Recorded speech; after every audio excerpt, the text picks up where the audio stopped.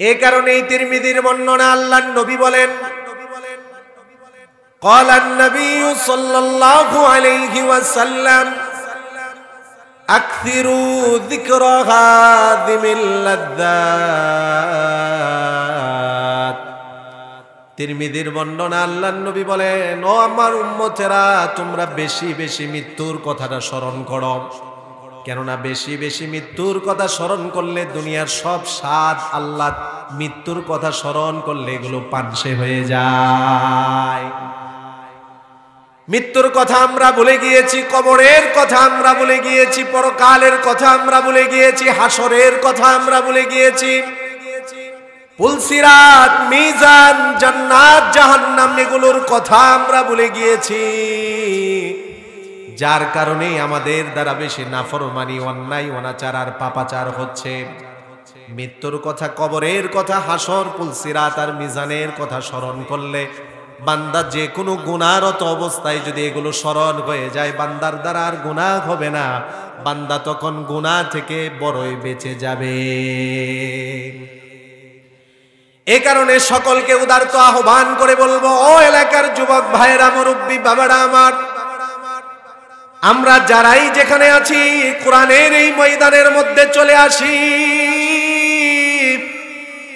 আল্লাহ পাক রব্বুল আলামিন আমাদেরকে যে হায়াত দিয়েছেন, এই হায়াতটা হলো আল্লাহ তাআলার পক্ষ থেকে একটা বড় নিয়ামত। আল্লাহ পাক রব্বুল আলামিন হায়াতে জিন্দেগির প্রত্যেকটা সময় আমাদেরকে হিসাব নেবেন, আমাদের প্রত্যেকটা সময় সম্পর্কে জিজ্ঞাসা করা হবে। যদি আমরা আমাদের হায়াতের জিন্দেগিটুকু নেক আমলের মধ্যে কাজে লাগাতে পারি, তাহলে হিসাব যেমন সহজ হয়ে যাবে, আমল নামা আমলের দ্বারা ভরপুর হয়ে যিনি জান্নাতের ফয়সালা করে দিবেন তিনি কে? এমনিই তো চতুর্দিক হতে শয়তান আমাদের ঈমান নষ্ট করার জন্য, আমাদেরকে বিভিন্ন ধ্বংসাত্মক কাজে অংশগ্রহণ করানোর জন্য চেষ্টা পাই। তারা চতুর্দিক হতে শয়তান করতেছে। কিভাবে আমাদেরকে গুনাহের কাজে অংশ করানো যায়, কিভাবে আমাদেরকে নেক কাজ থেকে দূরে সরানো যায়, কিভাবে আমাদের ঈমান নামক দৌলত আর নিয়ামতটাকে নষ্ট করে দেওয়া যায়, শয়তান সর্বদাই এই চেষ্টা আর এই পায়তারাই করতেছে। আমি তো প্রায় বলি, বর্তমানে একজন ঈমানদার ব্যক্তির জন্য ঈমানের উপর অটল আর অবিচল থাকা এতই কঠিন হয়ে গিয়েছে, জ্বলন্ত একটা আগুনের টুকরা হাতের মধ্যে রাখা কঠিন, কিন্তু একজন ঈমানদার ব্যক্তি বর্তমানে ঈমানের উপর অটল আর অবিচল থাকা তার থেকে আরো বেশি কঠিন। জোরে বলেন ঠিক কিনা?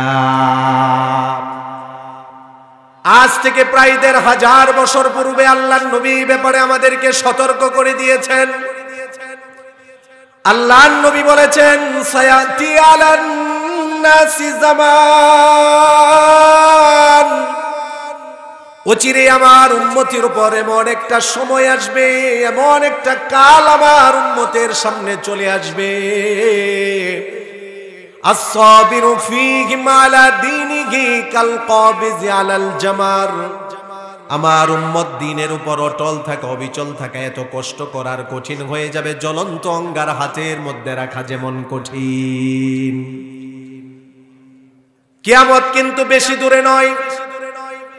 হাদিসের কিতাবগুলো পড়লে, হাদিসের কিতাবগুলো অধ্যয়ন করলে, হাদিসগুলো সামনে রাখলে, সমাজের বাস্তবতার সাথে আজ থেকে প্রায় ১৫০০ বছর পূর্বে আল্লাহর নবী যে কথাগুলো বলে দিয়েছেন, একবারে পুরাপুরি সমাজের সাথে রাসূলের কথাগুলো মিল পাওয়া যাচ্ছে। এই যে সমাজের বাস্তবতার সাথে রাসূলের কথার মিল পাওয়া যাচ্ছে, এটাই হলো আলামত কিয়ামত আর বেশি দূরে নয়। তিরমিজির বর্ণনা আল্লাহর নবী বলেন, ইন্না মিন নাশরাতিস সাআতি আন ইউরফাল ইলমু, কিয়ামতের আগে আল্লাহর নবী বলেছেন কিছু আলামত জমিনের মধ্যে প্রকাশিত হবে। কিছু আলামতের মধ্যে একটা আলামত হলো কিয়ামতের আগে এই জমিন থেকে আল্লাহ তাআলা ইলমকে উঠিয়ে নিয়ে যাবেন। দ্বিতীয় নম্বরে হাদিসের মধ্যে আলামতের কথা আল্লাহর রাসূল বলেছেন, ওয়ায়াজহারুল জাহলু, মূর্খতা জমিনের মধ্যে ছড়িয়ে পড়বে। আপনারা এখন বলেন, দিনকে দিন ইলম উঠে যাচ্ছে আর মূর্খতা ছড়িয়ে যাচ্ছে কিনা? আমার কথার সাথে উত্তর দিতে হবে। রাসূল যে প্রায় ১৫০০ বছর আগে বলেছেন কিয়ামতের আগে জমিন থেকে এলেম উঠে যাবে, আস্তে আস্তে মূর্খতা ছড়িয়ে যাবে, এটার বাস্তবতা সমাজে পাওয়া যাচ্ছে কিনা? বলবেন হুজুর এলেম কিভাবে উঠে যাবে? 30 পারা কোরআন তো 30 পারায় আছে, হাদিসের কিতাবগুলোর মধ্যে লক্ষাধিক রাসূল থেকে বর্ণিত হাদিসগুলো এখনো আছে, তাহলে এলেম কিভাবে উঠে গেল? 30 পারা তো 30 পারায় আছে, 28 পারা 29 পারা তো আর হয়ে যায়নি। হাদিসের কিতাবগুলোর মধ্যে লক্ষ লক্ষ হাদিস সেভাবেই রয়েছে যেভাবে রাসূল থেকে বর্ণিত হয়েছে। এলেম তাহলে কিভাবে উঠে গেল? এটার ব্যাখ্যা আল্লাহর নবী বুখারীর বর্ণনায় বলেছেন। হাদিসের সংখ্যা হলো 100 নাম্বার হাদিস। আল্লাহর নবী বলেন, ইন্নাল্লাহা লা ইয়াকবিজুল ইলমা ইনতিজাআন ইয়ানতাজিউহু মিনাল ইবাদ। আল্লাহ পাক রব্বুল আলামিন এই জমিন থেকে একেবারে কিতাব থেকে বা কোরআন থেকে ইলমকে উঠিয়ে নিয়ে যাবেন, বিষয়টা এমন নয়। কিন্তু আল্লাহ পাক রব্বুল আলামিন এই জমিন থেকে ইলমকে আল্লাহ কিভাবে উঠিয়ে নেবেন এটা রাসূল বলেছেন। ইয়াকবিজুল ইলমা বিকবজিল উলামা, এই জমিন থেকে বড় বড় আলেমদেরকে আল্লাহ উঠিয়ে নেবেন, আলেমকে উঠিয়ে নেওয়ার মাধ্যমে আল্লাহ ইলম উঠিয়ে নিয়ে যাবেন। এবার যদি বুখারীর এই 100 নাম্বার হাদিস আমরা সামনে রাখি, তাহলে আপনারা বলেন রাসূল সাল্লাল্লাহু আলাইহি ওয়াসাল্লাম সমাজের যে বাস্তবতার কথা 1000 বছর পূর্বে 1500 বছর পূর্বেই বলেছেন, এটার বাস্তবতা আমরা পরিষ্কার ভাবে দেখতে পাই। 2020, 21, 22 আর 23 সালের দিকে যদি তাকান, আগের কথা বাতি দিলাম, আমাদের এই বাংলাদেশ থেকে আমাদের অনেক বড় উস্তাজুল্লাহ সাতিজা জিনারা ছিলেন, বড় বড় অনেক বড় বড় আলেমদেরকে আল্লাহ তাআলা উঠিয়ে নিয়েছেন। বড় বড় আলেম জমিন থেকে উঠে যাবে, এটাই হলো কিয়ামতের একটা অন্যতম আলামত, ঠিক কিনা? যখন জমিন থেকে আলেম উঠে যাবে, যখন মাস্টার বাড়ির মধ্যে আর কোনো হক্কানি আলেম খুঁজে পাবেন না, একে একে বড় আলেম যখন দুনিয়া থেকে বিদায় নিয়ে চলে যাবে, যখন আলেমের অভাব দেখা দিবে, তখন দেখবেন ইত্তাখাযান নাসু রুউসান জুহাল, এই আপনাদের মতো সমাজের সাধারণ মানুষগুলো যখন হক্কানি আলেম খুঁজে পাবে না, তখন মূর্খদেরকে নেতা হিসেবে গ্রহণ করে নেবে। জুড়ে বলেন ঠিক কিনা? মূর্খদেরকে মানুষ নেতা হিসেবে গ্রহণ করে নেবে, আর মূর্খদের কাছে ফতোয়া চাইবে সমাজের সাধারণ মানুষগুলো। আর ওই মূর্খ লোকগুলো নিজেদের কৃতিত্ব আর নিজেদের সম্মান বোধ বজায় রাখার জন্য যা মন চায় তাই ফতোয়া দিবে, ইলম ছাড়া ফতোয়া দিবে। ফাআফতাউ বিগাইরি ইলমিন ফাদাল্লু ওয়া আদাল্লু। নবীজি বলেন ওই মূর্খ আলেমগুলো সমাজের মানুষগুলোকে ভুল ফতোয়া দিবে, নিজেরাও পথভ্রষ্ট হবে, সমাজের মানুষগুলোকেও পথভ্রষ্ট করবে। বলেন ঠিক কিনা? এটা সমাজে এখন হচ্ছে। হক্কানি আলেম আস্তে আস্তে বিদায় নিয়ে চলে যাচ্ছে, এবং কিছু মানুষ হক্কানি আলেম থাকতেও তাদেরকে কদর করে না, সম্মান করে না, মর্যাদা করে না। হক্কানি আলেম বাদ দিয়ে ভণ্ড, বেদাতি, সুন্নি নামক ভণ্ডদের কাছে গিয়ে মানুষ মাথা নত করে। বলেন ঠিক কিনা? কিছু মানুষ তো বেদাতির কাছে যায়, সুন্নি নামক বেদাতিদের কাছে গিয়ে মাথা নত করে, তাদের কাছে নিজেদেরকে সঁপে দেয়। আর কিছু মানুষ তো সুন্নি, বেদাতি আর হক্কানি আলেম বলতে কোনো কিছুই বোঝে না, টুপি আর দাড়ি আর সুন্নতি লেবাস দেখলে শরীরে চুলকানি শুরু হয়ে যায়। বলেন ঠিক কিনা? একটা কথা মনে রাখবেন, যেই সমাজে আলেমকে কদর করা হবে না, আলেমকে সম্মান করা হবে না, যেই সমাজের মধ্যে আলেমের যথাযথ সম্মান হবে না, সেই সমাজের মধ্যে আর হক্কানি আলেম পয়দা হবে না। আজকে দিনকে দিন যত যাচ্ছে ততই আমরা এটা দেখতে পাই, যত দিন যাচ্ছে তত আলেমের কদর কমতেছে না বাড়তেছে? সত্য হলে বইলেন, সত্য কথার উত্তর দিয়েন। যত দিন যাচ্ছে তত আলেমের মর্যাদা বাড়তেছে না কমতেছে? যত দিন যাচ্ছে তত গায়িকা, নায়িকা, নর্তকীদের মর্যাদা বাড়তেছে না কমতেছে? এটার বাস্তব আমরা দেখতে পাই। বড় বড় অন্যায় করে, অপরাধ করে তাদেরকেও গ্রেফতার করে, কিন্তু তাদের হাতের মধ্যে হ্যান্ডকাপ থাকে না। নিরপরাধ হয়ে শাইখুল হাদিস, ইবনে শাইখুল হাদিস, যারা অনেক বছর বুখারীর কিতাব পড়িয়েছে, অনেক বছর যারা হাদিসের দর্শে বসেছে, অনেক বড় বড় যারা আলেম তৈরি করেছে, নিরপরাধ হয়ে তাদের হাতের মধ্যে হেলমেট থাকে, তাদের মাথার মধ্যে হেলমেট থাকে, হাতের মধ্যে হ্যান্ডকাপ থাকে, গায়ের মধ্যে বুলেট প্রুফ জ্যাকেট থাকে, এটাই বোঝা যায় আলেমের কদর কমে গিয়েছে, নরকতির কদর বেড়ে গিয়েছে, নায়িকার মর্যাদা বেড়ে গিয়েছে, গায়কের মর্যাদা বেড়ে গিয়েছে। মনে রাখতে হবে কিয়ামত বেশি দূরে নয়, বলেন ঠিক কিনা? কারণ যেই সমাজে আলেমের মর্যাদা কমে যাবে, নায়ক নায়িকা আর গায়ক গায়িকা নর্তকীদের মর্যাদা বেড়ে যাবে, সেই সমাজে আল্লাহ লানত হবে। জোরে বলেন ঠিক কিনা? এটা রাসূলের কথা, একটা কথাও আমরা আলেমরা নিজের থেকে বানিয়ে বলি না। আমরা এই কথাগুলো বললে অনেকের শরীরে ব্যথা লাগে, অনেকে বলে হুজুর মাহফিলের মধ্যে সেই কথাগুলো না বললে হয় না। কেনই বা বলবো না? এই কথাগুলো তো আমার না, এই কথাগুলো হলো প্রায় ১৫০০ বছর পূর্বে রাসূলের রেখে যাওয়া আমানত। জোরে বলেন ঠিক কিনা? এজন্য আল্লাহর নবী বলেন কিয়ামতের আগের আলামত হলো ইলমকে আল্লাহ উঠিয়ে নেবেন, জমিনের মধ্যে মূর্খতা ছড়িয়ে যাবে। তৃতীয় নাম্বার কিয়ামতের আলামত আল্লাহর নবী বলেছেন ওয়ায়াফশুজ জিনা, জিনা ব্যভিচারীর সংখ্যা বেড়ে যাবে। এখন আপনারা বলেন আমাদের সমাজে দিনকে দিন জিনার সংখ্যা কমতেছে না বাড়তেছে?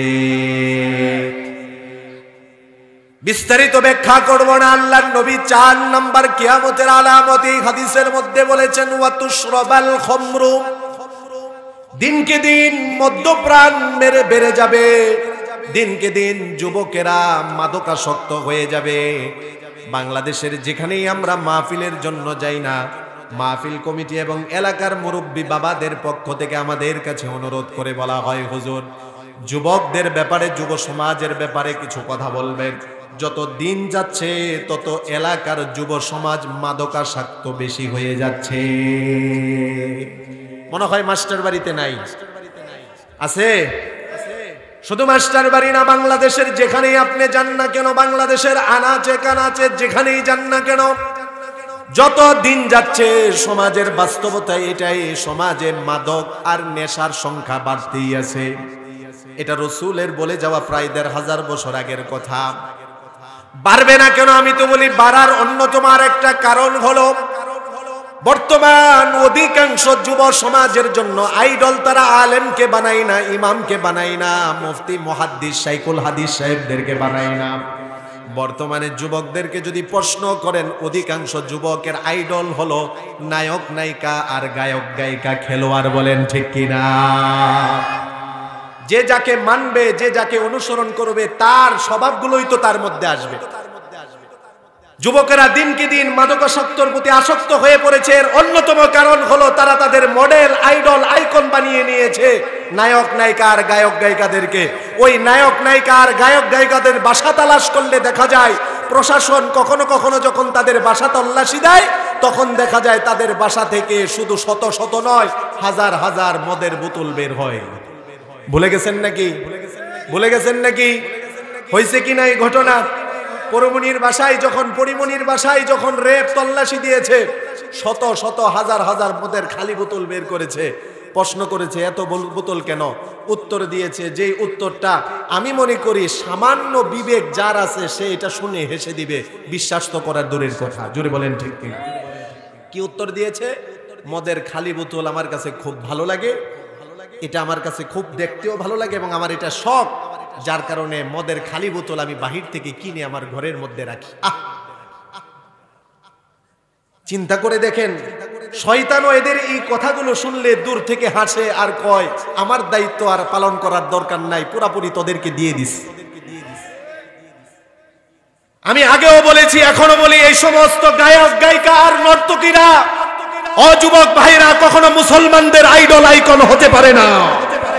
মুসলমানদের আইডল হবে রাসূলুল্লাহ, মুসলমানদের যুবকদের জন্য আইডল হবে সাহাবায়ে কেরাম, মুসলমানদের আইডল হলো হক্কানি উলামায়ে কেরাম। যুবকেরা যখনই রাসূলের সুন্নাত ছেড়ে দিয়েছে, সাহাবায়ে কেরামের রেখে যাওয়া পথ ছেড়ে দিয়েছে, হক্কানি উলামায়ে কেরাম থেকে দূরে সরে গিয়েছে, তখন থেকেই যুবকদের কপাল পোড়া শুরু হয়েছে। আর এটা ততক্ষণ ঠিক হবে না যতক্ষণ পর্যন্ত যুবকেরা নিজেদের তকদির, ভাগ্য যতক্ষণ ঠিক না করবে। আপনি এটা বিশ্বাস করেন খালি বোতল বাহির থেকে কিনে আনছে? এটা কি বিশ্বাস হয়? বরং বড়া বোতল কিনে এনে রাত্রিবেলা খেয়ে এটা খালি করেছে। জোরে বলেন ঠিক কিনা? তাহলে মদ্যপান দিন কি দিন বেড়ে যাবে, এটা কার কথা? রাসূলুল্লাহর কথা। 4 নম্বর আলামত হলো ওয়াতুশরাবাল খামরু, মদ্যপান দিনকে দিন বেড়ে যাবে, নেশা বেড়ে যাবে, মাদক বেড়ে যাবে, ইয়াবার সংখ্যা বেড়ে যাবে, বাবার সংখ্যা বেড়ে যাবে। যত দিন যাবে সমাজের মধ্যে তত মাদকতা ছড়িয়ে পড়বে। আল্লাহর নবী বলেন এই কাজগুলো যখন তোমরা দেখতে পাবে মনে রাখবে কিয়ামত আর বেশি দূরে নয়। 5 নম্বর আলামত হলো এই হাদিসের মধ্যে আল্লাহর নবী বলেন ওয়াকিল্লার রিজাল,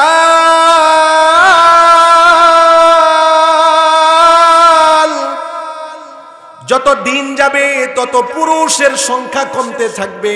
ওয়াকসুরুন নিসা, দিনকে দিন মহিলাদের সংখ্যা বাড়তে থাকবে। অন্য এলাকার কথা বাদ দিলাম, মাস্টার বাড়ির দিকে যদি লক্ষ্য করেন, সকালবেলা যখন গার্মেন্টস ফ্যাক্টরি গুলোর সময় হয় দেখবেন পুরুষের চেয়ে মহিলার সংখ্যা 1000 গুণ বেশি। যত দিন যাবে পুরুষের সংখ্যা কমতে থাকবে, মহিলাদের সংখ্যা বাড়তে থাকবে। এটাও রাসূল বলেছেন হাত্তা ইয়াকুনা লি 50 ইমরাতান কাইয়িমুন ওয়াহিদুন। আল্লাহর নবী বলেন এক পর্যায়ে পুরুষের সংখ্যা কমতে কমতে নারীদের সংখ্যা বাড়তে বাড়তে এত বেশি হয়ে যাবে নারীর সংখ্যা যে 50 জন নারীর অধীনে একজন পুরুষের দায়িত্ব থাকবে। আর রাসূল বলেন যখন এই সমাজের অবস্থাটা এমন হয়ে যাবে তখন জেনাও যেমন বেড়ে যাবে, মদ্যপানও বেড়ে যাবে, সমস্ত পাপাচার বেড়ে যাবে। জমিনে যখন পাপাচার বেড়ে যাবে বিভিন্ন আযাব আর গজব যিনি পাঠিয়ে দিবেন তিনি কে? এই হাদিসের পরবর্তী হাদিসের মধ্যে আল্লাহর নবীর সাহাবী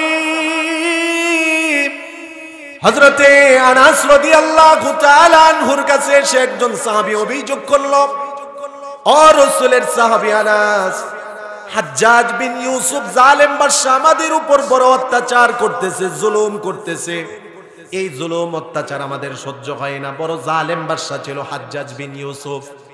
হাজ্জাজ বিন ইউসুফ অনেক সাহাবায়ে কেরামকে হত্যা করেছে, অনেক মুসলমানদের উপর জুলুম অত্যাচার নির্যাতন করেছে। বিশেষ করে নবীজির একজন সাহাবী আব্দুল্লাহ ইবনে জুবাইর রাদিয়াল্লাহু তাআলা আনহুকে, এমন একজন দামি সাহাবী, এমন একজন মর্যাদাবান সাহাবী যে রাসূলের বুকের মধ্যে শুয়ে থাকতো, রাসূলের কলিজার টুকরা একজন সাহাবী ছিল। এই সাহাবীকেও হাজ্জাজ বিন ইউসুফ হত্যা করেছে। সমাজের কিছু খারাপ মানুষ দেখবেন খারাপ কাজ করে, আবার করার পরে নিজে বড় সাধু সেজে যায়। জোরে বলেন আছে কিনা? অন্যায় করবে, অনাচার করবে, জুলুম অত্যাচার করবে, কিন্তু যখন মানুষ এসে তার কাছে প্রশ্ন করবে তখন সে নিজে বড় সাধু সেজে যায়। হাজ্জাজ বিন ইউসুফ ছিল তাদের মধ্যে অন্যতম।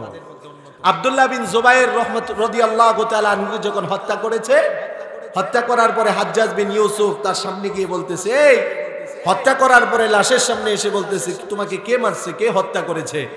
আল্লাহ পাকের কুদরতের কি খোলা, হযরত আব্দুল্লাহ ইবনে জুবাইর রাদিয়াল্লাহু তাআলা আনহু শহীদ হয়ে গিয়েছেন। তারপরও আঙ্গুলটা তার দিকে ইশারা করে বলতেছে, আনতা কতালানি, তুই আমাকে মেরেছিস। আল্লাহু আকবার। কারণ শহীদ তো মরে না। কার কথা? জোরে বলেন কার কথা? ওয়ালা তাকুলু লিমান ইউকতালু ফি সাবিলিল্লাহি আমওয়াত, যারা আল্লাহর রাস্তায় শহীদ হয়, যারা আল্লাহর রাস্তায় নিহত হয় তাদেরকে তোমরা মৃত বলিও না, বরং তারা জীবিত, তারা আল্লাহর পক্ষ থেকে রিজিক প্রাপ্ত। সুবহানাল্লাহ। হাজ্জাজ বিন ইউসুফ প্রশ্ন করে আব্দুল্লাহ ইবনে জুবাইরকে, এভাবে কে মারলো এই সাহাবীকে? তখন আব্দুল্লাহ ইবনে জুবাইর আঙ্গুল দিয়ে ইশারা করে বলতেছে, তুই আমাকে মেরেছিস। এরকম জুলুম অত্যাচার করেছে হাজ্জাজ বিন ইউসুফ। তো ওই সাহাবীরা হযরত আনাসের কাছে এসে প্রশ্ন করলেন, ও রাসূলের সাহাবী হযরত আনাস, আপনি বলেন এই জুলুম অত্যাচার আর কতদিন আমরা সহ্য করব? তখন হযরত আনাস রাসূলের থেকে যে হাদিসটা বলেছিলেন, আল্লাহর রাসূলের সাহাবী হযরত আনাস বলেন, আমি রাসূল থেকে আমার কান দিয়ে শুনেছি এই হাদিসটা। সেই হাদিসটা কি? মা মিন আমিন ইল্লাল্লাযী বাদাহু শাররুম মিনহু, যত দিন যাবে তত সামনের দিনগুলো তোমাদের জন্য খারাপ, একের পর এক জুলুম অত্যাচার আসতেই থাকবে। এভাবেই তোমাদের সাক্ষাৎ তোমাদের রবের সাথে হয়ে যাবে। তার মানে বোঝা যায় 20 সাল, 21 সাল, 22 সাল, 23 সাল, 24 সাল যে আমাদের জন্য ভালো হবে তাই না। যেরকম অতীতে আলেমদের উপর, মুসলমানদের উপর, ইমানদারদের উপর ইমানের উপরে অবিচল থাকার কারণে জুলুম, অত্যাচার, নির্যাতন হয়েছে, ও মুমিন মুসলমান মনে রাখতে হবে 23 আর 24 যে হবে না এমনটা না। হতে পারে আরো শত শত হাজার হাজার আলেম দুনিয়া থেকে বিদায় নিয়ে চলে যেতে পারে, শত শত হাজার হাজার আলেমরা কোরআনের সত্য কথাগুলো বলার কারণে জেলখানায় বন্দী হতে পারে। তবে মনে রাখতে হবে কোরআনের পথ ধরে রাখতে হবে, রাসূলুল্লাহর আদর্শকে ধরে রাখতে হবে, ঈমান থেকে বিন্দু পরিমাণ সরা যাবে না। বলেন ঠিক কিনা? কারণ আমাদের জন্য ভালো দিন আসবে না, ইমানদারের উপর একের পর এক খারাপ দিন আসবে, এই পরীক্ষা মুসিবত আসবে আল্লাহর পক্ষ থেকে। ধৈর্য ধরা লাগবে। তিরমিজির বর্ণনা 2371 নম্বর হাদিস, আল্লাহর নবী বলেছেন, যখন আমার এই উম্মত 15টা ধ্বংসাত্মক কাজ করে ফেলবে, তখন তাদেরকে আল্লাহ তাআলা জমিনের মধ্যে বিভিন্ন আযাব আর গজব দিবেন। এই যে বিভিন্ন সময় বিভিন্ন মহামারী আমাদের সামনে দেখা দেয়, করোনা আমরা অতিক্রম করে চলে এসেছি, চিকিৎসা বিজ্ঞান গবেষণা করতেছে সামনে একটা ভাইরাস নাকি আসতেছে যেটা করোনার চেয়ে আরো 50,000 গুণ বেশি শক্তিশালী। এটা আসাটাই স্বাভাবিক, কেননা ভাইরাস এটা কোনো কিছুই করতে পারে না, যিনি সব করেন তিনি কে? এক এক সময় এক এক আযাব আর গজব। এই যে জমিনের মধ্যে ভূমিকম্প হয়, ভূমিধস হয়, কুড়িগ্রাম নীলফামারীতে খবর নিয়ে দেখেন, কিছুদিন আগেও একটা এলাকার কিছু অংশ জমিনের মধ্যে ঘর বাড়ি মানুষ সহ ডেবে গিয়েছে, ভূমিধস হয়েছে, ভূমিকম্প হয়, ভূমিধস হয়, এই সমস্ত আযাব আর গজব হয়, আরো হবে। রাসূলের হাদিস দ্বারা বোঝা যায়, আসমান থেকে যেমন পানি বৃষ্টি পড়ে, ভবিষ্যতে এমন হবে আসমান থেকে পানির বৃষ্টি হবে না, পাথরের বৃষ্টি হবে, আগুনের বৃষ্টি হবে, আর মানুষগুলো ধ্বংসের মধ্যে পড়ে যাবে। আর যিনি এগুলো করবেন তিনি কে? যখন আল্লাহর নবী বলেন আমার উম্মতের মধ্যে 15টা এমন ধ্বংসাত্মক কাজ দেখা দিবে, এমন 15টা কাজ রয়েছে যেই ধ্বংসাত্মক কাজের মধ্যে আমার উম্মত অংশগ্রহণ করলে আল্লাহ তাআলা তাদেরকে ধ্বংস করে দেবেন। 1 নাম্বার হলো ইদা কানাল মাগনামু দুয়ালান, জনগণের সম্পদকে যখন মানুষ ব্যক্তিগত সম্পদ মনে করবে, এটা একটা ধ্বংসাত্মক কাজ। এই কাজটা যখন মানুষ মনে করবে, তখন আযাব আর গজব যিনি পাঠিয়ে দিবেন তিনি কে? আপনারা গুনে গুনে রাখবেন, আমি বিস্তারিত বলবো না। ইদা কানাল মাগনামু দুয়ালান, 1 নাম্বার, জনগণের সম্পদকে কিছু কিছু সমাজের মানুষ নিজেদের ব্যক্তিগত সম্পদ মনে করবে, জনগণের অধিকার জনগণের কাছে পৌঁছে দিবে না, বরং জনগণের অধিকার, তাদের অধিকার নষ্ট করে, তাদের সম্পদ নিজেরা লুণ্ঠন করে, ডাকাতি করে বাহিরে ব্যাংক ব্যালেন্স বানাবে। বলেন ঠিক কিনা? সমাজের বাস্তবতা আছে কিনা? দ্বিতীয় নাম্বার হলো আল আমানাতু মাগনামান, আমানত জিনিসটাকে মানুষ নিজের ব্যক্তিগত সম্পদ মনে করবে, আমানত রাখলে আমানতের খেয়ানত করবে, আমানতের হেফাজত করবে না। এখন আপনি আপনার কাছের মানুষগুলোর দিকে লক্ষ্য করেন, বন্ধু বান্ধব যারা কাছের মানুষ আছে, কাউকে কোনো কিছু দিয়ে বিশ্বাস করা যায় না। যাকে আপনি বেশি বিশ্বাস করবেন সেই আপনাকে বেশি কষ্ট দিবে। বলেন ঠিক কিনা? আপনার বড় কাছের মানুষকে বড় বিশ্বাস করে আপনি যদি তাকে আমানত দেন, অধিকাংশ সময় দেখা যাবে আমানতের খেয়ানত করে। কথার বাস্তবতা আছে কিনা? ওয়াল আমানাতু মাগনামান, আমানতকে নিজের ব্যক্তিগত সম্পদ মনে করবে। আমানত এটা কেমন ভাবে হেফাজত করা লাগবে, ছোট্ট একটা ঘটনা আমি আপনাদের সামনে পেশ করি। ও মুসলমান, আমরা তো নিজেদেরকে পরিচয় দেই মুসলমান, কিন্তু আমাদের পরিচয় দেওয়ার পরে আমাদের কাজে কর্মে এমন কিছু জিনিস প্রকাশিত হয় যে আমাদের মুনাফিকের আলামতগুলো পাওয়া যায়। মুসলিমের বর্ণনা 201, 2, 3, 4 নাম্বার হাদিসগুলো পড়ে দেখবেন। সহিহ মুসলিমের বর্ণনা, আল্লাহর নবী বলেন মুনাফিকের আলামত হলো 3টি। জুড়ে বলেন কয়টি? পরিচয় দিচ্ছি মুসলমান, কেউ জিজ্ঞাসা করলে হ্যাঁ আই এম মুসলিম, আমি মুসলমান, পাক্কা ইমানদার, কিন্তু আমি জানিও না আমার কাজে কর্মে কথা বার্তায় চাল চলনে উঠা বসায় মুনাফিকের চরিত্রে ভরপুর হয়ে গেছে। জুড়ে বলেন ঠিক কিনা?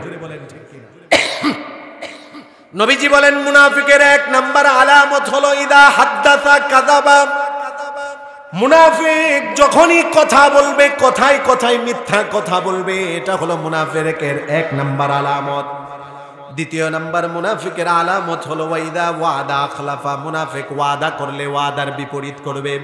তৃতীয় নাম্বার মুনাফিকের আলামত হলো ওয়াইদা তুমিনা খানা, মুনাফিকের কাছে কোনো কিছু আমানত রাখলে মুনাফিক খিয়ানত করবে।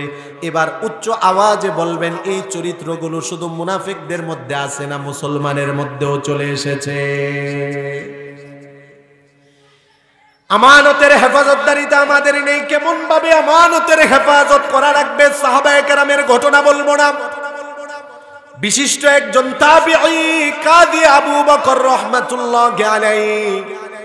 ও যুবক ভাইরা, মক্কার একজন নওজোয়ান যুবক সাহাবী ছিলেন। একদিন দুই দিন নয়, 3 দিন ধরে ক্ষুধার্ত ছিলেন।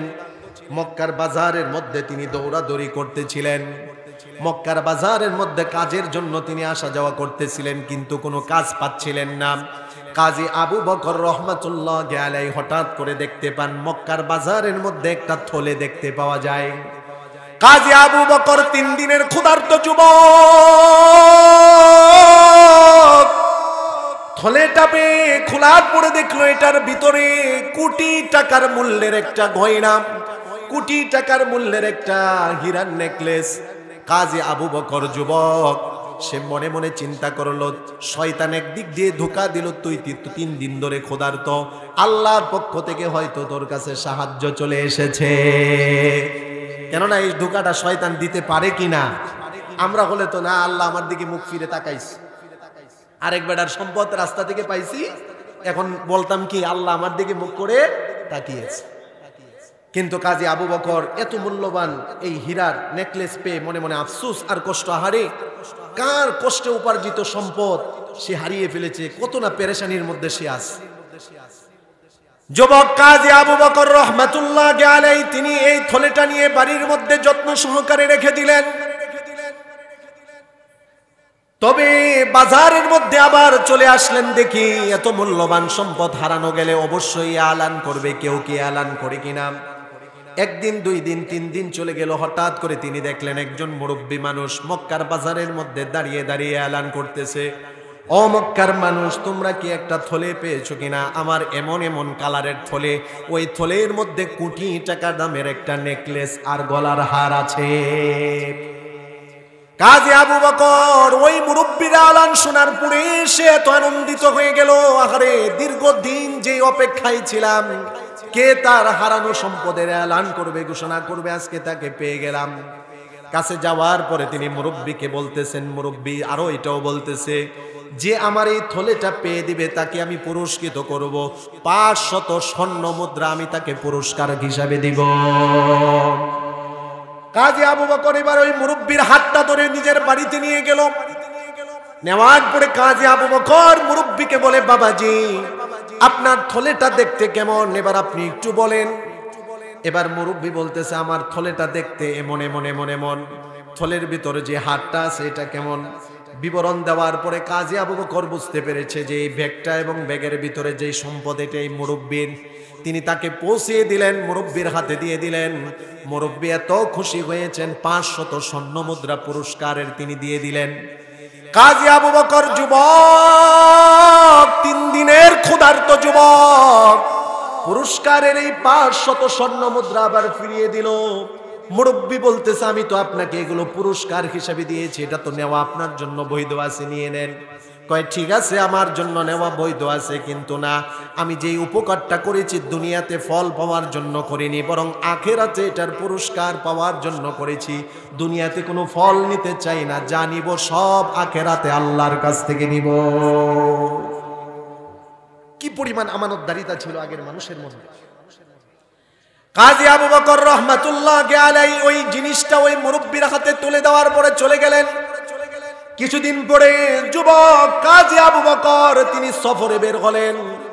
সামুদ্রিক সফরে নদীর মধ্যে প্রচন্ড ঢেউ, উত্তাল ঢেউ শুরু হয়ে যাওয়ার কারণে কোন দিকে গিয়েছে কেউ জানে না।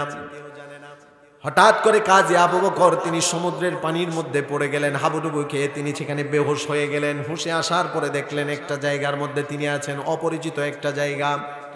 ঘুরতে ঘুরতে ওই এলাকার মধ্যে একটা মসজিদ পেলেন। মসজিদে গিয়ে নামাজ আদায় করে আল্লাহর নিয়ামতের শুকরিয়া আদায় করে সুমধুর কণ্ঠে কোরআন তেলাওয়াত শুরু করে দিলেন।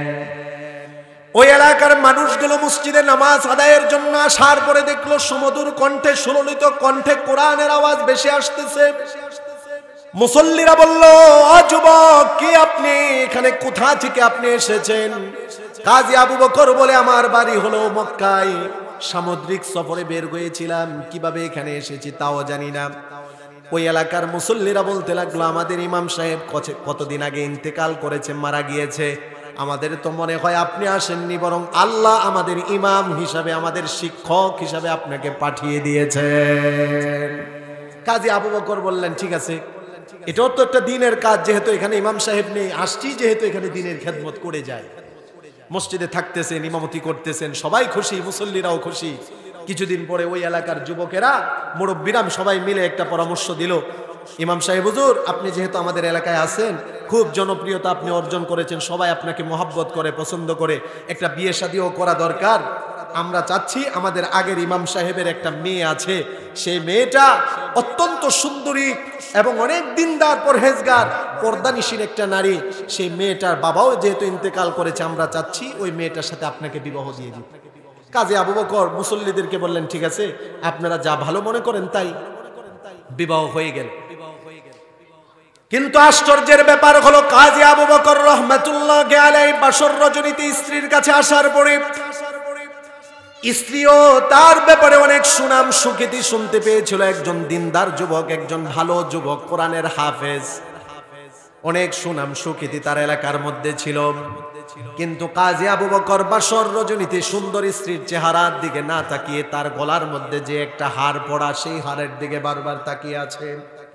এক পর্যায়ে স্ত্রী যখন লক্ষ্য করে দেখলো, আমার স্বামী আমার চেহারার দিকে না তাকিয়ে গলার হারের দিকে তাকিয়ে আছে, তার মানে আমার স্বামীর কাছে এই সম্পদটা কি তার কাছে অনেক প্রিয় হয়েছে কিনা। এবার কাজী আবু বকরকে তার স্ত্রী প্রশ্ন করলো, ও প্রাণের স্বামী, এভাবে কেন আপনি আমার গলার হারের দিকে তাকিয়ে আছেন? যদি আপনার কাছে গলার হারটা ভালো লাগে, আমি যেমন আজ থেকে আমার সব সম্পদের মালিকও আমি আপনাকে বানিয়ে দিলাম, এই সম্পদের মালিকও আপনি। কাজী আবু বকর রাহমাতুল্লাহি আলাইহি তার স্ত্রীকে বলতেছে, ও প্রাণের স্ত্রী, নাম এই সম্পদের মোহে পড়ে, মায়ায় পড়ে, মোহাব্বতে পড়ে তাকিয়ে আছি না, বরং আমার কাছে মনে হচ্ছে এই হারটাকে আমি খুব ভালো করেই চিনি। আজ থেকে কয়েক বছর পূর্বে মক্কার মধ্যে এমন একটা হার এক লোক হারিয়ে ফেলেছিল, আর ওই হারটাকে আমি ওই লোকের কাছে ফিরিয়ে দিয়েছিলাম। এই কথাটা শোনার পরে ওই ইমাম সাহেবের মেয়ে জড়জড় করে কান্না শুরু করে দিল, আর তার প্রাণের স্বামীকে বুকের মধ্যে জড়িয়ে নিয়ে বলতেছে, ও স্বামী, তাহলে আপনি কি সেই যুবক, যেই যুবকের কথা আমার বাবা মৃত্যুর আগ পর্যন্ত ভুলেনি? আমার বাবাই হলেন সেই মুরব্বী, যেই বাবার কাছে আপনি এই মূল্যবান হারটা ফিরিয়ে দিয়েছিলেন মক্কার বাজারে। বাবা প্রায় সময় বলতো আর আল্লাহর কাছে দোয়া করতো, আল্লাহ, এমন একজন আমানতদার যুবককে আমি আমার মেয়েকে তার হাতে তুলে দিতে চাই। তখন স্বামীও বুঝতে পেরেছে, ওই যে দুনিয়াতে আমানতদারিতা হেফাজত করেছে, পরকালে তো পুরস্কার সব আছে, দুনিয়াতে আল্লাহ এটার পুরস্কার নগদ দিয়ে দিয়েছে। ওয়াল আমানাতু মাগনামান, এই আমানতকে মানুষ নিজের ব্যক্তিগত সম্পদ মনে করবে। সময় নেই, আমি সংক্ষিপ্ত আকারে শেষ করে দিচ্ছি। আল্লাহর রাসূল বলেছিলেন যে ধ্বংসাত্মক 15টা কাজ হবে। 1 নাম্বার, আবার বলতেছি, ইদা কানাল মাগনামু দুআলান, ব্যক্তিগত সম্পদকে মানুষ, নিজেদের ব্যক্তিগত সম্পদকে, কিছু মানুষ জনগণের সম্পদকে ব্যক্তিগত মনে করবে। 2 নাম্বার হলো ওয়াল আমানাতু মাগনামান, আমানতকে ব্যক্তিগত সম্পদ মনে করবে। 3 নাম্বার হলো যাকাতু মাগরামান, যাকাতকে মানুষ জরিমানা মনে করবে। যার কারণে দেখা যায় কোটি কোটি টাকা ফরজ হয়েছে যেই ব্যক্তির উপর যাকাত, সে কোটি টাকা তো আদায় করার দূরের কথা, কিছু নামকে ওয়াস্তে শাড়ি আর লুঙ্গি আদায় করে দেয়, আর যাকাতটাকে বড় একটা জরিমানা মনে করে। বলেন ঠিক কিনা? আমি তো চ্যালেঞ্জ করে বলতে পারি, আমাদের মাননীয় প্রধানমন্ত্রী যতই চেষ্টা করুক, আমাদের দেশের মধ্যে এই অভাব আর এই অনটন দূর করতে পারবে না।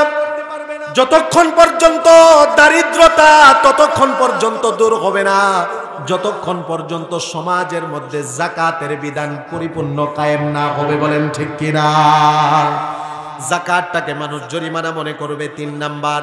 4 নাম্বার, কিয়ামতের আগে ধ্বংসাত্মক কাজ করবে ওয়াতো আর রাজুলু ইমরাতাহু, দুনিয়ার কিছু পুরুষ এমন তৈরি হয়ে যাবে যারা তাদের স্ত্রীদের কথাবার্তায় উঠবে আর বসবে। বলেন আছে কি নাই?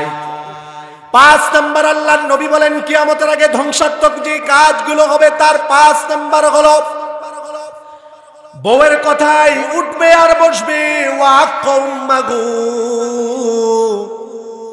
যেই মা তাকে কষ্ট করে জন্ম দিয়েছে, গর্ভে ধারণ করেছে, লালন পালন করেছে, সেই মাকে সে কষ্ট দিবে। এবার আপনারা বলেন, আপনাদের কাছ থেকে জানতে চাই, এমন সন্তান আমাদের সমাজে কম না বেশি যে মার কথায়, মা বউয়ের কথায় মা বাবাকে বাদ কাপড় দেয় না? কম না বেশি? ওয়াকুম্মাগু, বউয়ের কথায় উঠবে বসবে আর মাকে কষ্ট দিবে। আপনি বৃদ্ধাশ্রমের খবর নিয়ে দেখেন, খোঁজ খবর নিয়ে দেখেন, এই বৃদ্ধাশ্রমের খোঁজ খবর নিয়ে দেখেন, অধিকাংশ মা বাবা বৃদ্ধাশ্রমে পড়ে আছে, তাদের কষ্টের কোনো সীমা ছিল না। সন্তানকে লালন পালন কষ্ট করেছে, অনেক কষ্ট করে, সম্পদ উপার্জন করেছে অনেক কষ্ট করে। মা বাবার উপার্জিত সেই সম্পদ এখন সন্তান ভক্ষণ করে, সন্তান সেটার দিয়ে উপকৃত হয়, কিন্তু বউয়ের কথায় এই সন্তান মা বাবাকে বৃদ্ধাশ্রমে রেখে এসেছে। আছে কিনা? বাংলাদেশের রিপোর্ট আপনারা হয়তো জানেন, যত দিন যাচ্ছে ততই বৃদ্ধাশ্রমের সংখ্যা বাড়তেছে। বৃদ্ধাশ্রমের সংখ্যা বাড়ার দ্বারা খুশি হওয়ার কিছু নেই, বৃদ্ধাশ্রমের সংখ্যা বাড়তেছে, তার মানে সন্তানের দিলে মা বাবার মোহাব্বত দিনকে দিন কমতেছে। আমি বলে দিয়ে যাই, ও মাস্টার বাড়ির কাশরের যুবক ভাইয়েরা, যেই সন্তান মাকে বোঝা মনে করবে, বাবাকে বোঝা মনে করবে, বোঝা মনে করে যেই সন্তান মা বাবাকে বৃদ্ধাশ্রমে রেখে আসবে, আল্লাহর কসম ইতিহাস সাক্ষী, ওই সন্তান যখন বাবা হবে, ওই সন্তান যখন মা হবে, তার সন্তান বৃদ্ধাশ্রমে নয়, লাঠি মেরে রাস্তায় ফেলে দিবে। কিয়ামতের আগে ধ্বংসাত্মক যে কাজ হবে 6 নাম্বার হলো ওয়াদানা সদিকাহু, মানুষ তার বন্ধু বান্ধবকে কাছে টেনে নিবে। বন্ধুর জন্য বন্ধু যে কোনো অন্যায় অপরাধ করতে পারবে, এমনকি বন্ধুর উপকারে সাহায্য করার জন্য বাবাকে পর্যন্ত হত্যা করবে।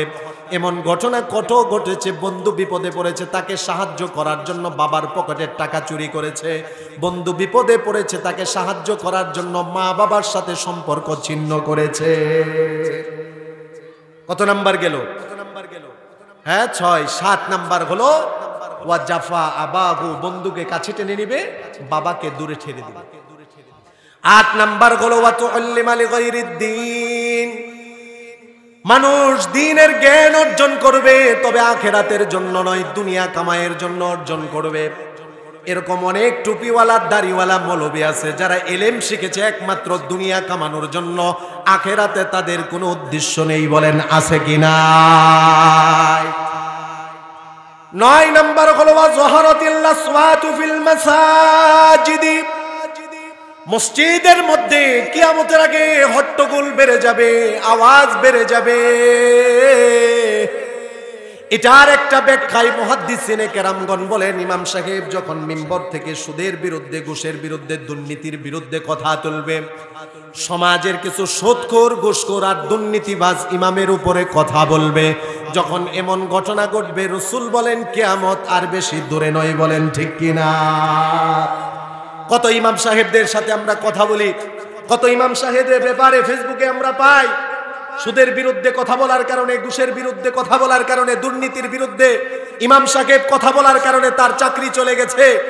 তবে এটাও আবার পরবর্তীতে জানতে পাই যে ইমাম সাহেব হকের পথে থাকার কারণে, সুদের বিরুদ্ধে, ঘুষ আর দুর্নীতির বিরুদ্ধে কথা বলার কারণে যার চাকরি গিয়েছে, ওই চাকরির থেকে উত্তম চাকরির ব্যবস্থা হয়েছে, আর ওই সমাজের সুদখোর, ঘুষখোর আর দুর্নীতিবাজকে মানুষ জুতাপিটা করেছে।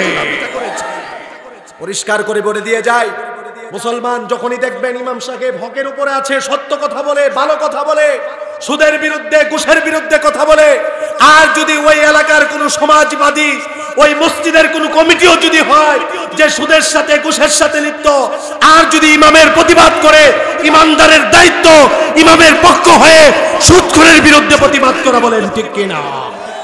ওয়া যাহারাতিল আসওয়াতু ফিল মাসাজিদি, মসজিদের মধ্যে হট্টগোল বেড়ে যাবে, চিল্লাচিল্লি বেড়ে যাবে, দুনিয়াবি কথা মসজিদের মধ্যে বেড়ে যাবে। সমাজে এটার বাস্তবতা আছে কি নাই? কত নাম্বার গেল? 9 নাম্বার।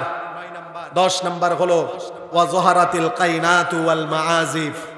যহারাতিল কাইনাত, দিন যত যাবে গান বাজনার সংখ্যা তত বেশি বাড়তে থাকবে। এটার বাস্তবতা মনে হয় নাই? গান বাজনা দিনকে দিন কমতেছে। আজকে এখানে কনসার্ট করেন, বড় বড় শিল্পীদেরকে আনেন, দেখবেন এই মাঠ কেন এরকম কয়েকটা মাঠের জায়গার প্রয়োজন হবে। জোরে বলেন ঠিক কিনা? সমাজের কিছু কপাল পোড়া মানুষ এমনও আছে, ওয়াজের মাহফিলের টাকার জন্য গেলে 10 টাকা দেয়, 5 টাকা দেয়, কিন্তু বাপটালয় মনে হয় যে হাজার হাজার টাকা দিয়ে দিয়েছে। আবার ওই লোকের কাছেই যান, যাওয়ার পরে দেখবেন যে সে যদি গানের কনসার্টের জন্য হয় 100 টাকা 1000 টাকা সবকিছু দিতে রাজি, সেটার মধ্যে তার ব্যথা লাগবে না।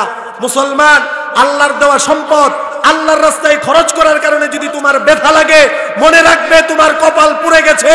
আল্লাহর দেওয়া সম্পদ আল্লাহর রাস্তায় খরচ করার কারণে যদি ভালো লাগে, মনে রাখতে হবে কপাল খুলে গেছে। বলেন ঠিক কিনা?